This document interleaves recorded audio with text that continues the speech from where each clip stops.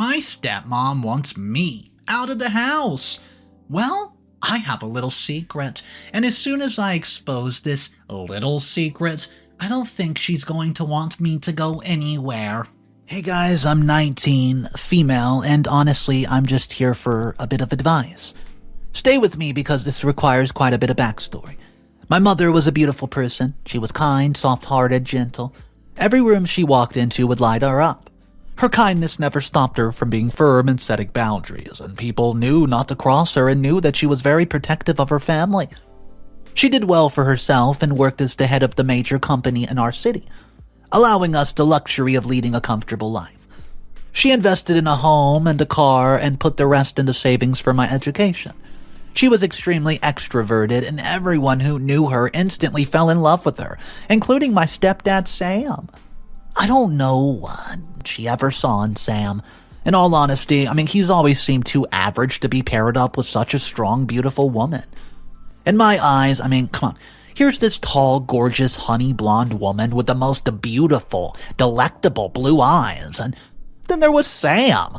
He came into my life when I was 10, and somehow he stayed. I think he just tried his luck when he asked my mom for a bite to eat and some coffee. I don't think he ever expected it to go anywhere.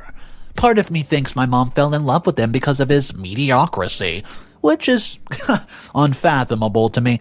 But he treated her well and she was happy, so you know what, who am I to judge? My own father left when my mother was pregnant with me, and we never heard from him after that. When Sam came into my life, he never tried to replace anybody. In fact, he barely tried anything. He just existed in our home. He didn't get in the way, he didn't create issues, he didn't try too hard to form a relationship, so that's how it stayed. We just coexisted in silence for the sake of my mother. There was no attachment, but there was no hatred either. He never tried to parent me, but always made sure to include me in any plans that he made for the family. Ultimately, there was never any bad blood with Sam. Both of us knew and acknowledged that my mother was the center of both of our universes, and that was enough for us to be at peace. My mother collapsed when I was 17. Sam rushed her to the hospital. We discovered lung cancer. Her only flaw was her nicotine addiction, and even after the diagnosis, she could not stop. She said that sometimes the cigarettes were all that stopped her from falling apart. They told us the cancer was extremely aggressive and was spreading to the other organs already. Chances of recovery were slim, but if we were ready to try, so here we were. Ignoring my and Sam's insistence, my mother chose not to fight the disease. She quit her job, set aside a fund for my college, and used the rest of her savings to travel the world. Sometimes with me, sometimes with Sam, sometimes with the two of us, and sometimes alone. She passed away a year later. Her funds were depleted, her bucket list was all checked off, and she had made peace with her disease. I think we all had. The most heartbreaking thing was finding out that she had already paid for and organized herself a funeral and a tombstone. We found out later in the reading of her will that aside from my college fund, all she had left to her name was our home. Everything else had been sold to fund her travels, and she chose to leave the house in both Sam and my name, as co-owners. I'm not sure how close she thought we were or how she expected that to work, but I accepted it nonetheless. A few months after her death, Sam began suggesting I leave our home. Leave the whole town. He talked about how I should explore and experience the world, be it college or travel. How that was what my mother would have wanted from me. He even offered to buy half of the home from me so I would have the funds to do it. I was grieving. I was in shock. How could he suggest that I leave the place my mother brought me up in?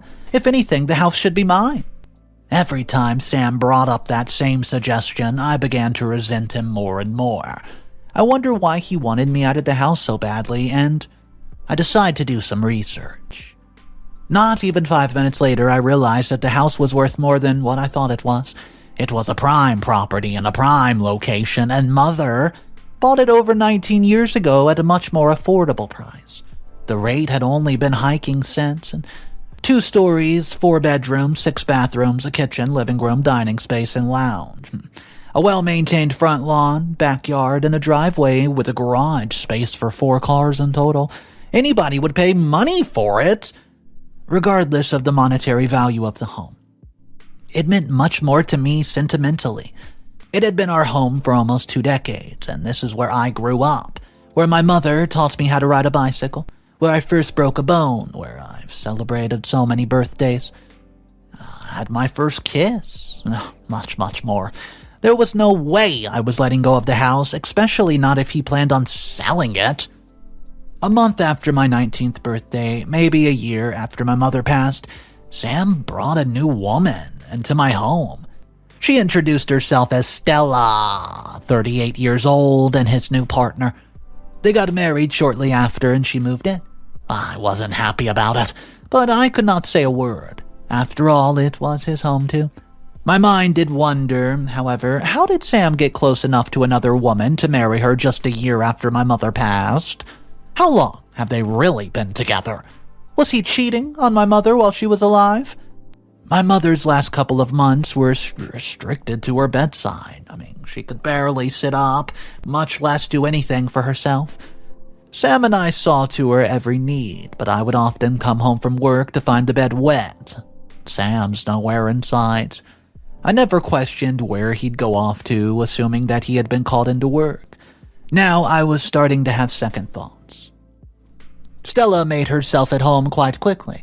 She took my mother's place in her and Sam's marital bed, sat in my mother's seat at the dining table, and reorganized my mother's kitchen. I was forced to stay silent through it all. If I had any kind of objection, she would ask why I still hadn't left for college. She would insist that I should not be home anyways, and over time, I realized that what she was doing was intentional. She would create uncomfortable, difficult situations for me in an effort to get rid of me. I did my best to deal with whatever came my way. If the house was a mess, I'd clean it. If my things were removed from the closet and strewn throughout the household, I would recover and reorganize them. My clothes and other items went missing, and I ended up putting a lock on my bedroom door and just making sure none of my things ever left anywhere else in the house for fear that they would go missing.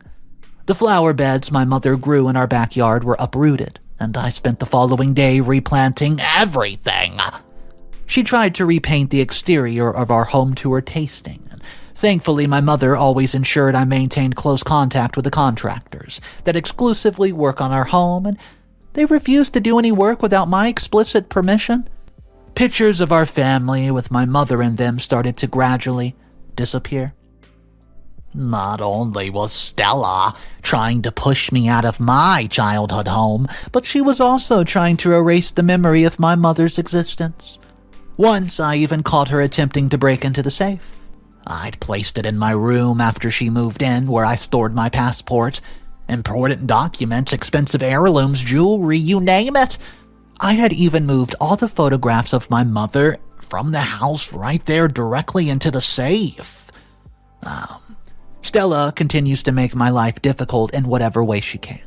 Just last week, she tried to convince me that I had no legal standing in the ownership of my home, and I should hand it over to Sam for a small amount if I knew what was good for me. The week before that, she had my car towed, forcing me to be late for the internship work that I was doing, and I know I'm going to power through for the sake of fighting to keep a major part of my mother with me, but I am at my wit's end. I no longer feel safe or comfortable in my home. I'm constantly stressing about theft or some kind of underhand measures she may take to remove me from the house.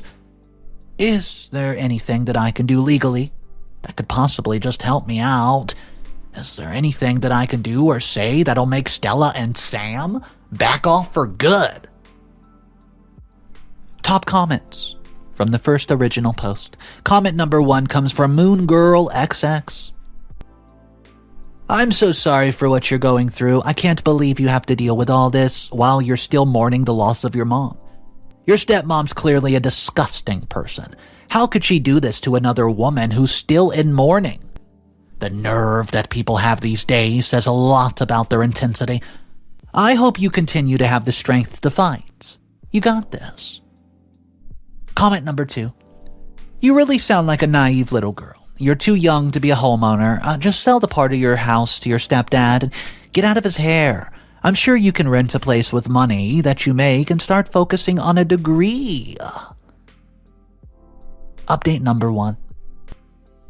Hey guys, I know a lot of you have advised me to reach out to my mother's extended family for help. But once my mother got pregnant, outside of marriage, her entire family disowned her and cut her off. So I've never been in touch with any of them and would not even know how to reach out. I don't think they're aware that she's no longer with us, and as for getting in touch with her lawyer, I have. There's no legal grounds on which I can stand and get Stella evicted since Sam is the part owner of the house and, she is his wife. It's been a month since my last update, and I was hoping things would have taken a turn for the better. But unfortunately not. Stella has now moved her sister Mary into our guest bedroom, and Mary's much younger than Stella and somehow twice as spiteful. Although she has no stake in the home and has nothing to do with the entire situation, she's developed some kind of animalistic mindset where she seems to believe that she needs to protect her sister from me. While Stella jabs are subtle and never direct, Mary will outright come to me and ask me when I'm planning on leaving her sister's home. She follows me around and taunts me about how Stella isn't looking to be a replacement mother, and that I should leave so she and Sam can live their childless dreams out in peace. The reason I'm choosing to update now is because the other day, while Mary was following me around and taunting me, she mocked me about how my mother could not fulfill Sam, which is why he turned to Stella. Yeah, confirming my suspicion that he's been cheating on my mother when she was on her deathbed. At this point, my anger towards him grew, stronger and stronger every single day. He disrespected my mother with his infidelity when she was alive, and is disrespecting her memory every day that he lets his mistress live in her home. I know that infidelity can make a strong statement in courts during a divorce, but I want to know if it could possibly hold any weight in carrying out my mother's will. I know she would not have left him anything had she known he was a cheater. I doubt it all will, and I might be reaching for just threads here, but, well, if there's a possibility, I need to know. Aside from this, things have pretty much been the same. I came home once to find Mary and Stella trying to pick the lock of my bedroom door. The other day, they let the air out of my tires, forcing me to be late to work again, and Stella had been talking about changing out all the furniture in our home, because it's hers now too, and it isn't up to her liking. I hope there's something I can do to stop it.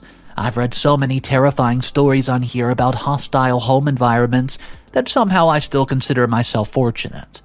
At least I don't have a pet. I don't know how far Mary would go with that.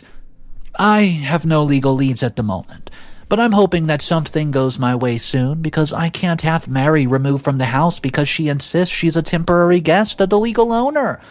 And besides, the minute I try to take action, I believe that the harassment will become so much worse. It's hard to go through all this so soon after losing my mom, and to watch her memory be disrespected this way. I have no respect for Sam anymore, not an ounce. I think it's one of those, if you were on fire and I had a cup of water, I would watch you and drink it. That type of hatred. More than Stella or Mary, I hope his life takes a turn for the worse. Update number 2. I did not expect to be updating this soon. After all, it's only been a week. But boy, oh boy, do I have news. Earlier today at work, my manager pulled me into her office to discuss my home situation. This is a job that I've held since the last year, so my colleagues are almost like family to me. She was well aware of the loss of my mother, but I've been keeping the struggle with my house on the down low. Well, apparently, I was the only one doing so. For the last week or so, my manager had been getting calls from the number every couple of days, complaining about me. The complaints had no particular point, as I don't think anybody at home was aware of what my position or responsibilities were. The calls just mentioned my name and had issues with my personality and, quote, the way I handle clients. I don't work in a client servicing field. My manager was concerned as she realized the calls had more of a personal aim than a professional tone. I explained the situation to her, and while she understood, she started saying that she did not appreciate it affecting my professional life, and I didn't really have a solution to that, so she asked me to have a talk with Mary, who I believed was behind the calls and threats to take legal action against her harassment. I decided that what she said seemed to be the most reasonable route. While being strict about the professional aspect of our relationship, as a friend, she was extremely sympathetic to my plight. She sat me down and gave me a lot of useful advice and just filled the role of an elder responsible figure that I've literally been missing in my life since my mother passed. She let me know that I was always welcome to come and stay with her for a while if I needed a break from the overwhelming situation I was in. Back home, but understood that I could not really leave the house in the hands of the people that currently live there, because almost every aspect of it is at risk at the moment. She then let me off early so I could go have a discussion with Mary. This was about 6 hours earlier than when I usually get home. After spending a solid hour in my car having a good old cry, I drove home. I parked on the street instead of going into the garage or driveway like I usually do because I had a feeling that I would need a quick escape if the discussion got heated. As I walked up to the house, something felt off, but I couldn't put my finger on it. I knew Stella was at work, and ideally Sam would be too, unless he hasn't, called in. I hoped he was, because I preferred to have this discussion with Mary alone, when nobody else was around. I silently unlocked that front door and I walked in. There was noise coming from the living room, but I could not pinpoint what it was. I assumed Mary was the source of it, so I headed to that direction. As I rounded that corner, I came across a sight I would have never expected to see. In hindsight now, it should have been expected. But when I witnessed it, my jaw dropped to the floor like one of those cartoons. There on the couch were a topless Sam and Mary, aggressively making out with one another. Their clothes and the cushions were strewn all over the floor, and they were too invested in what they were doing to even notice me. So I immediately ducked behind a wall and took a few pictures of the scene before me. I guess it's true what they say, once a cheater, always a cheater. If Stella was Sam's mistress, I don't know what she thought would happen once they married. Mary was far younger and arguably the most attractive sibling. I did feel a slight tinge of pity for Stella and what was to come, but knowing that she was the other woman in my mother's own marriage was enough to erase anything over that smug satisfaction. Oh boy, sweet, sweet revenge, here I come!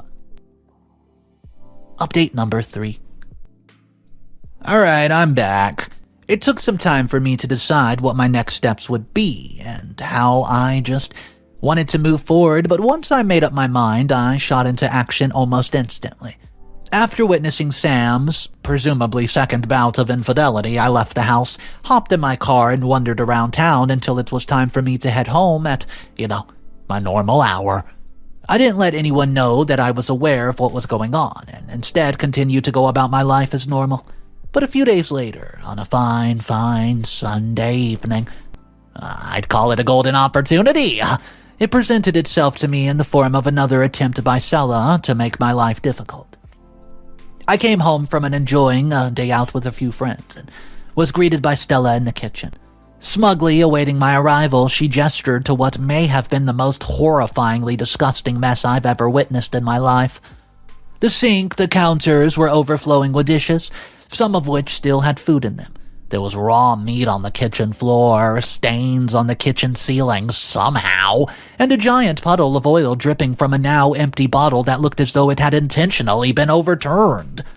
It looks as if the kitchen had been ransacked. Well, apparently they had hosted Stella and Mara's family for lunch, and their usual messy fashion, disorganized below average as well, and Stella and Mary had decided to cook. Judging by the stench that still lingered, it didn't seem as though they had prepared anything edible. Stella very sweetly demanded that I clean the kitchen so it would be back to its former sparkling clean state. She delivered it with a blow. "Well, wouldn't you want to maintain your mother's beautiful kitchen? I know she would want that, and nobody else really has the time to do it, so if you don't, we might just let it rot as it is." You know what? This is it. This is my opportunity. My moment for revenge, my golden goose. I smiled back just as sweetly and responded, well, why don't you ask Marie? After all, she seems to enjoy cleaning up your messes and dealing with your leftovers. Watching Stella's face fall in confusion brought me so much joy. She asked me, what did I mean about that? And I gave her a knowing look. What do you think I meant, woman? I watched as her eyes welled up with tears and almost felt sorry for her. Yeah, right. She refused to believe it, shaking her head vigorously, while accusing me of lying and trying to mess with her head and create a rift between her and her sister because they have been harsh on me. This continued until I showed her the pictures I've taken, and that moment was perfect. She broke down and fell to the floor sobbing as I watched emotionless. I asked her what she expected when, he had done the same to my mother, but she was nothing more than a blubbering mess. I left her there in her own mess of a kitchen, headed up to my room, satisfied with what just went down. You know what? I wasn't done yet, but this was enough for a day. I've planned to seek revenge on Mary and Sam as well, and I promise to keep you guys updated whenever the next opportunity, or golden goose, presents itself. Update number 4. Well, guys, I'm back. A day or two after I revealed what I knew to Stella, I was sitting in my room browsing TikTok. Late at night when I heard a little knock on my door. It was Stella, and she meekly asked if she could come in. I was hesitant, but I let her enter, and the harassment had greatly reduced since we spoke, and I don't know how she reined in Mary, but it allowed me to give her the benefit of the doubt. She sat on my bed and asked to see the pictures again, and I was more than happy to give them to her. She spent some time in silence examining every detail she could find in the photographs, maybe checking them for any kind of manipulation before she finally handed my phone back to me. Then she told me she had a plan and asked if I would be on board with it. I told her I wasn't sure yet because I did not trust her at all, but I was willing to hear her out. She told me that after they got married, Sam confided in her that he had decent savings, a steady job, and now her as a wife. The only thing left for him to feel well-rounded and fulfilled would be to formally own his home entirely. She talked about how it had always made him feel like less of a man, to not be the owner of the home that he shared with his wife, and that he could finally do that with her, but this only obstacle left was me. She shared just how important it was for him to actually own the house. Hearing her acknowledge the fact that Sam was trying to secure full ownership of the house, something that had never directly been told to me before this, did something to me. I couldn't believe the audacity the man had to take all the love and loyalty my mother showed him over a decade and just throw it in the face of her memory the way he was doing right now. I was beyond livid. Stella then proceeded to tell me what her plan actually was. She was going to file for divorce and use the picture I took as proof of infidelity in court. She explained how if I gave her the photos and she used them in court, Sam would be forced to pay her a much larger sum in the divorce proceedings, a sum he could not afford at any moment, considering his bare minimum savings. If he has to pay me, and he can't, he'll be forced to either take a loan, which he won't do because he hates being indebted to somebody, or sell his portion of the house to you, she said. Those are the only ways he can gain quick access to the money. She then asked me if I had the savings to buy his ownership from him and told me that even if I could haggle the rate down at some ridiculous amount, she tried to convince me to sell my share to him for a few months because he'll most likely be desperate enough, hence will accept what he can get. She also told me that once the divorce is in motion, she plans to expose her sister to the entire family and have her disowned immediately. Ironically, she told me that her parents have a strong hatred for cheaters as well as homewreckers, and while her sister doesn't have proof of Stella's homewrecking, Stella sure as hell would have proof of her own. I think the plan's absolutely brilliant, but I don't know if I can trust Stella after all that she's put me through. But then again, what does she stand to lose in betraying me? I don't know. Let me ask you guys. What do you think? Should I help her and participate in this fiery mess that Sam can get as just desserts, and I can protect my childhood home and the memory of my mom? Or should I let this opportunity just drift by and see if I can come up with something better?